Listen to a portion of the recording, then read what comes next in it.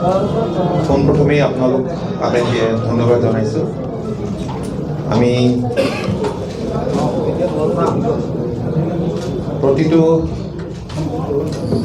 ইংৰাজী নৱবৰ্ষৰ আগে আগে ভোগালী বিহুৰ আগে আগে আপোনালোকক এনেদৰে বছৰৰ শেষৰ ফালে নিমন্ত্ৰণ জনাওঁ আৰু একেলগে এসাঁজ খাওঁ আৰু মত বিনিময় কৰোঁ। আমাৰ নিমন্ত্ৰণ ৰক্ষা কৰি আপোনালোক আহিলে ধন্যবাদ। মই পোনপ্ৰথমেই আপোনালোক আটাইকে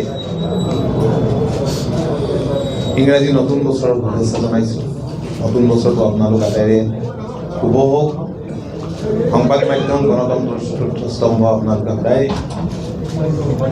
এক গুৰুত্বপূৰ্ণ ভূমিকা গ্ৰহণ কৰি আহিছে আৰু আপোনালোকৰ জৰিয়তে আমি সমূহ অসমবাসী ৰাইজলৈ ইংৰাজী নতুন বছৰৰ শুভেচ্ছা জনাইছোঁ।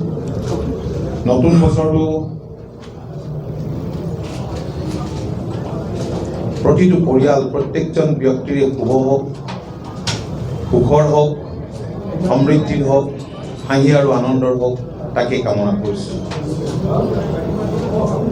আমাৰ ৰাজ্যখনত বিভিন্ন জাতি জনগোষ্ঠীৰ লোক আছে, ভাষা ভাষীৰ লোক আছে, ধৰ্মাৱলম্বী লোক আছে।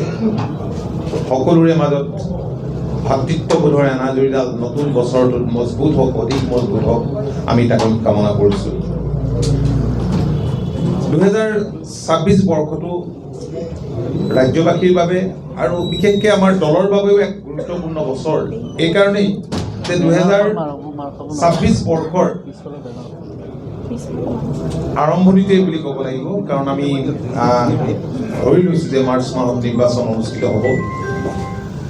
নিৰ্বাচনৰ বছৰ, নিৰ্বাচনী বতৰ আৰু অসম গণ পৰিষদ দলে এই বৰ্ষটোত মানে 25 বৰ্ষটোত দলৰ সাংগঠনিক ভেটি মজবুত কৰিবৰ কাৰণে, জনসংযোগ বৃদ্ধি কৰিবৰ কাৰণে আমাৰ সাংগঠনিক স্তৰবোৰে যথেষ্টখিনি কাম কাজ কৰি আহিছে। আজি কিছুদিনৰ আগতে আমি এক দিকনিৰ্ণায়ক বৈঠক অনুষ্ঠিত কৰিছিলোঁ।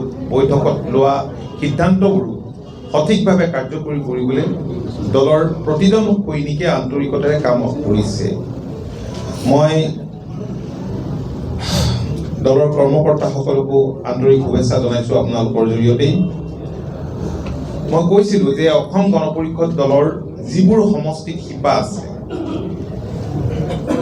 দল 85 চনত জন্ম হৈছিল আৰু দল জন্মৰ পাছত 85, 91, 96, 11, 16, 21 এনেধৰণে বিধানসভা নিৰ্বাচনবিলাকত দলৰ প্ৰাৰ্থীয়ে প্ৰতিদ্বন্দ্বিতা কৰিছে আৰু প্ৰায় 85টা সমষ্টিত বিভিন্ন সময়ত জয়লাভ কৰিছে। গতিকে সেই শিপা থকা সমষ্টিবোৰ শক্তিশালী কৰিবৰ কাৰণে তাত দলৰ কৰ্মকৰ্তাসকলক আমি নিৰ্দেশ দিছিলোঁ আৰু সেইমতে দলৰ প্ৰতিজন কৰ্মকৰ্তাই আন্তৰিকতাৰে কাম কৰিছে। আমাৰ ভাতৃভগ্নী সংগঠনৰ কৰ্মকৰ্তাসকলেও কাম কৰিছে। আমাৰ লক্ষ্য হৈছে যে সন্মুখত যি নিৰ্বাচন আহিছে, এই নিৰ্বাচনত উৎকৃষ্ট ফলাফলৰ জৰিয়তে দিছপুৰত আঞ্চলিক ৰাজনীতিৰ প্ৰভাৱ শক্তিশালী কৰা আৰু তাৰ বাবে আমি সৰ্বোচ্চ উজাৰি আমি কাম কৰি আছোঁ। আমাৰ লক্ষ্য অগপৰ অপ্ৰতিৰোধ ৰাজনৈতিক যাত্ৰাৰ বৰ্ষ হ'ব 2026 বৰ্ষটো। গতিকে 2026 বৰ্ষটোক আমি লক্ষ্য হিচাপে লৈ কাম কৰিছোঁ। কৰ্মকৰ্তাসকলৰ আন্তৰিক প্ৰচেষ্টাত, নিৰলস প্ৰচেষ্টাত আমি আমাৰ লক্ষ্যত উপনীত হ'ব পাৰিম। আৰু আপোনালোকে দেখিছে যে ঐতিহাসিক যি অসম চুক্তি, যাক আমি সদায় আত্মা বুলি কৈ আহিছোঁ, অগপৰ আত্মাস্বৰূপ ঐতিহাসিক অসম চুক্তিৰ যিবিলাক দফা, বিশেষকৈ 6 নং দফা ৰূপায়ণকে ধৰি ভালেখিনি কামত বৰ্তমান চৰকাৰৰ কাৰ্যকালত দৰ্শনীয় অগ্ৰগতি লাভ কৰিবলৈ সক্ষম হৈছে, য'ত আমি অংশীদাৰ হৈ আছোঁ। আৰু আমি আশা কৰিছোঁ যে নতুন বছৰটোত 2026 বৰ্ষত চুক্তিখনৰ বাকী থকা যিখিনি কাম এইখিনিও সম্পূৰ্ণ হ'ব। কেৱল ক্ষমতা দখলেই অসম গণ পৰিষদ দলৰ লক্ষ্য নহয়, এই কথাটো আমি বিভিন্ন সময়ত বাৰম্বাৰ কৰি আহিছোঁ। আমি গভীৰভাৱে অনুভৱ কৰোঁ যে সমস্যা জৰ্জৰ যিখন ৰাজ্য, আমাৰ ৰাজ্যখনত এতিয়াতো যথেষ্ট ভালেই হৈছে। 2016ৰ পৰা এতিয়ালৈকে ৰাজ্যখনৰ পৰিৱেশ পৰিস্থিতি যথেষ্ট সলনি হৈছে, কিন্তু সামগ্ৰিকভাৱে এতিয়াও দেশৰ অন্য ৰাজ্যৰ তুলনাত আমি অলপ অলপ পিছ পৰি আছোঁ। গতিকে সমস্যা জৰ্জৰ ৰাজ্যখনৰ আৰ্থ-সামাজিক দিশটোত আমাৰ যথেষ্টখিনি কৰিবলগীয়া আছে বুলি আমি অনুভৱ কৰোঁ। দলৰ কৰ্মকৰ্তা হিচাপে, দল হিচাপে ক্ষমতাত থাককেই বা নাথাকক, নতুন বছৰটোত আৰু সেইবাবেই ব্যাপক স্বনিয়োজনৰ পৰিকল্পনাৰে আমাৰ যি যুৱ প্ৰজন্ম আছে, এই যুৱ প্ৰজন্মক উৎসাহিত কৰিবলৈ আমি ঘৰে ঘৰে সংস্থাপন আৰু ঘৰে ঘৰে উপাৰ্জন শীৰ্ষক এক কাৰ্যসূচী ৰূপায়ণৰ আমি লক্ষ্য স্থিৰ কৰি লৈছোঁ। আৰু এই ক্ষেত্ৰত বিশেষভাৱে আমি দায়িত্ব দিম আমাৰ যুৱ প্ৰজন্মক। ছাত্ৰ পৰিষদ, যুৱ পৰিষদ, মহিলা পৰিষদ, আমাৰ যিকেইটা ভাতৃভগ্নী সংগঠন আছে, কৃষক পৰিষদ, এনেধৰণৰ বাকী ভাতৃভগ্নী সংগঠনত। আৰু আপোনালোকে দেখিছে যে আমাৰ সংখ্যাত কম হ'লেও আমাৰ জনপ্ৰতিনিধিয়ে যথাস্থানত ৰাইজৰ যিবিলাক মৌলিক সমস্যা, সেই মৌলিক সমস্যাবিলাক উত্থাপন কৰিছে। আমাৰ এই 25 বৰ্ষটো পোৱা আৰু হেৰুৱাৰ বৰ্ষ। আমি সকলোৱে জানো যে আমি পাইছোঁ আৰু হেৰুৱাইছোঁ। আমাৰ এচিভমেণ্ট বহুত আছে চৰকাৰখনত, আৰু আমি হেৰুৱাইছোঁ বহুত, হেৰুৱাইছোঁ আমাৰ হিয়াৰ আমঠু জুবিন গাৰ্গক। আমাৰ সম্পদ আমি হেৰুৱাইছোঁ, এগৰাকী সম্পদক আমি আমাৰ মাজৰ পৰা হেৰুৱাইছোঁ। এইটো আমাৰ কাৰণে অত্যন্ত বেদনাদায়ক কথা। আৰু অন্যহাতে আমি সকলোৱে এবাৰ উদযাপন কৰিব পাৰিছোঁ ভাৰতৰত্ন ভূপেন হাজৰিকাৰ জন্ম শতবাৰ্ষিকী। তেনেধৰণেৰে আৰু যিখিনি এচিভমেণ্ট আছে সেইখিনি কথা আমাৰ চৰকাৰখনৰ, য'ত আমি অংশীদাৰ হৈ আছোঁ, এইখিনি কথা আৰু মই বেছি আজিৰ দিনটোত ক'বলৈ নাযাওঁ। আমি আশা কৰিছোঁ নহয়, অসম গণ পৰিষদ দলে ৰাজ্যবাসীৰ প্ৰতিটো জ্বলন্ত সমস্যাৰ ক্ষেত্ৰত এই বছৰটোতো ৰাইজৰ সবল কণ্ঠৰ ভূমিকা পালন কৰি যাব। আৰু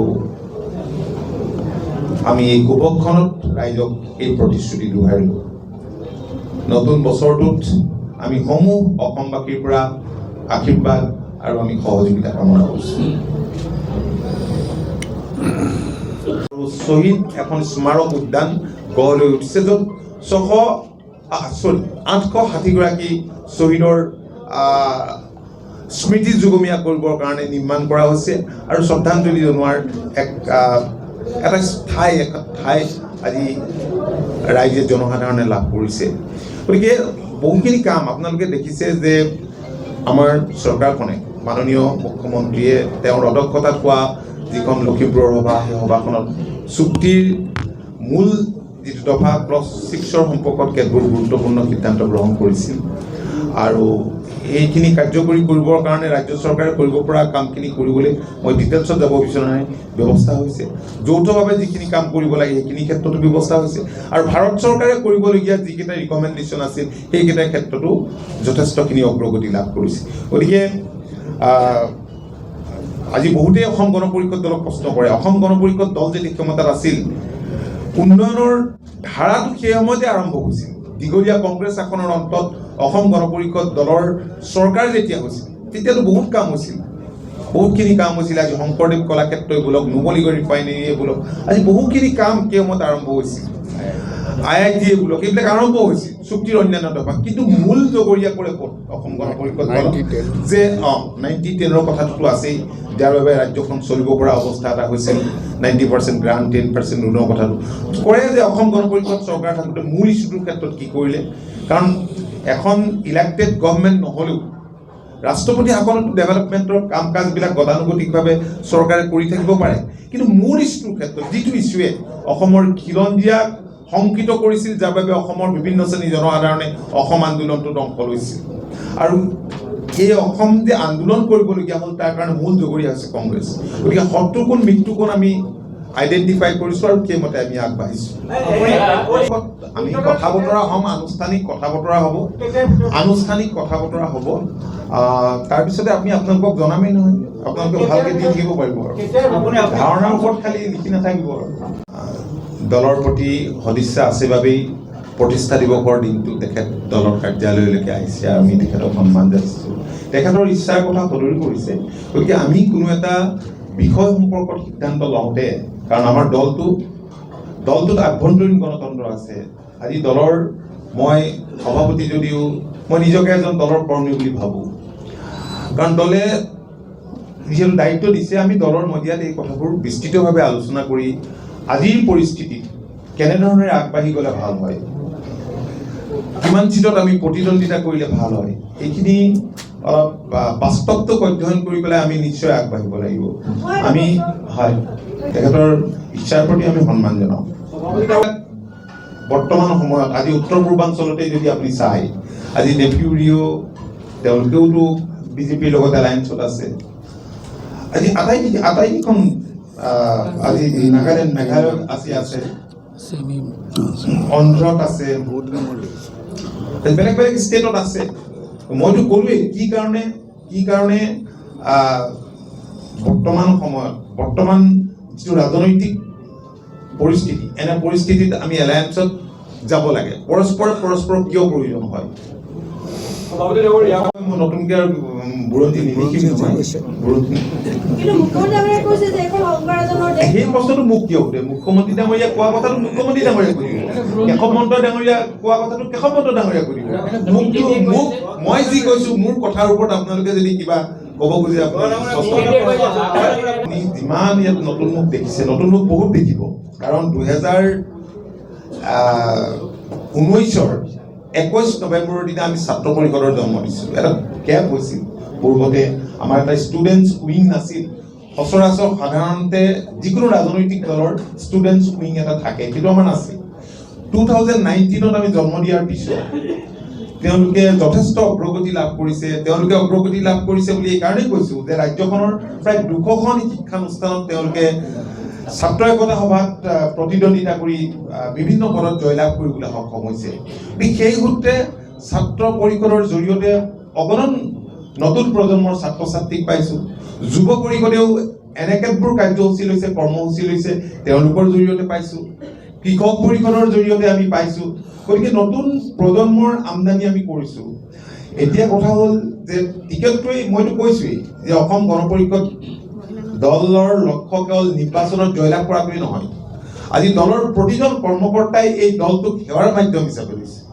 আজি তেওঁলোক ছাত্ৰ, কালিলে তেওঁলোক ভৱিষ্যতৰ নাগৰিক, তেওঁলোক মন্ত্ৰী হ'ব, বিধায়ক হ'ব, পঞ্চায়তৰ প্ৰতিনিধি হ'ব। সদায়তো আৰু আমি দলৰ দায়িত্বত নাথাকোঁ, গতিকে পৰ্যায়ক্ৰমে আগবাঢ়ি যাব। আজি পোৱা নাই, কাইলৈ সেই সুবিধা পাব। আমি মনে প্ৰাণে বিশ্বাস কৰোঁ যে অসম গণ পৰিষদ দল শক্তিশালী হোৱা মানে অসমত আঞ্চলিকতাবাদ শক্তিশালী হোৱা, আৰু আঞ্চলিকতাবাদ শক্তিশালী হোৱা মানে অসমৰ স্বাৰ্থ সম্পূৰ্ণৰূপে ৰাজ্যখনৰ স্বাৰ্থ সুৰক্ষিত হোৱা।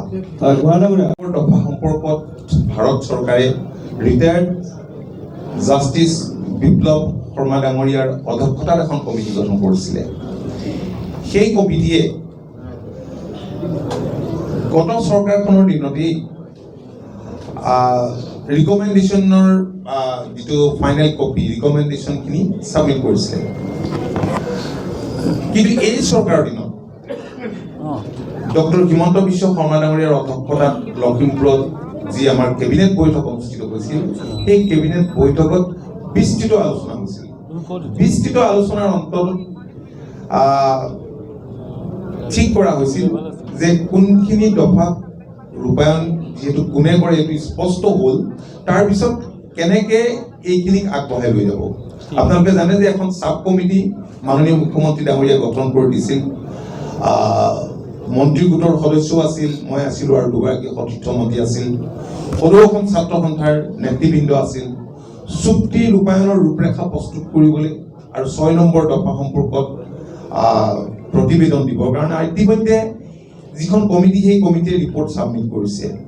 আৰু ইয়াৰ উপৰিও লখিমপুৰৰ কেবিনেট বৈঠকৰ পাছতেই যিকেইটা দফা এনেকুৱা কেতবোৰ দফা আছে 40টা আছে যিকেইটা কেৱল ৰাজ্য চৰকাৰে কৰিব পাৰে ৰাজ্য চৰকাৰে কৰিব পৰা ৰিকমেণ্ডেশ্যনখিনিৰ ক্ষেত্ৰত ৰাজ্য চৰকাৰে ইতিমধ্যে ধন ধাৰ্য কৰিছে যোৱা যি বাজেট সেশন আছিল বাজেটত কৰাৰ উপৰিও পিছৰ পৰ্যায়তো ক'ত কিমান লাগিব এইখিনিৰ কাৰণে যাৱতীয় ব্যৱস্থা ৰাজ্য চৰকাৰে গ্ৰহণ কৰিছে তাৰে কেতবোৰ দফা আছিল 12টা ৰাজ্য আৰু কেন্দ্ৰীয় চৰকাৰে কৰিব পাৰে সেইখিনি ক্ষেত্ৰতো প্ৰয়োজনীয় ব্যৱস্থা গ্ৰহণ কৰা হৈছে 15টা ৰিকমেণ্ডেশ্যন আছিল সেই 15টাৰ ক্ষেত্ৰত ইতিমধ্যে মাননীয় মুখ্যমন্ত্ৰীয়ে গৃহ মন্ত্ৰালয়ৰ লগত বিস্তৃতভাৱে আলোচনা কৰিছে অসম চুক্তিৰ স্বাক্ষৰকাৰী সৰু অসম ছাত্ৰ সন্থাৰ নেতৃবৃন্দ ৰাজ্য চৰকাৰ আৰু কেন্দ্ৰীয় চৰকাৰৰ মাজত অচিৰেই এক আলোচনা হোৱাৰ কথা সফল হৈছে গতিকে তাৰ কাৰণে সকলোকে মই কৃতজ্ঞতা ধন্যবাদ জ্ঞাপন কৰিছোঁ আৰু আহিব লগা বছৰটোত